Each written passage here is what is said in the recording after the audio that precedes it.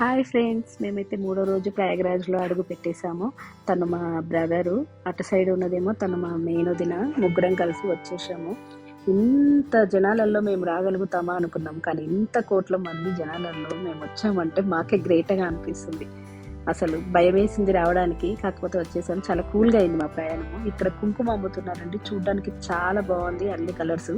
కాకపోతే వాళ్ళ చేతులు చూసాక అనిపించింది అది మొత్తం కలరే అనేసి. అది మన నుదుటన పెట్టుకున్నా కానీ స్కిన్ ఎలర్జీ అయితే వస్తుంది అని అనిపించింది. ఇంకా ఇక్కడ రుద్రాక్షలు కూడా చాలా బాగున్నాయి, కాకపోతే అష్టముఖి అయితే దొరకలేదు. అలా అంత పబ్లిక్ ఉన్నారు కదా, వాళ్ళని కంట్రోల్ చేయడానికి ట్రాఫిక్ పోలీసులు చుట్టూ తిప్పి తిప్పి తిప్పి తిప్పి వేరే రూట్లో పంపిస్తున్నారు.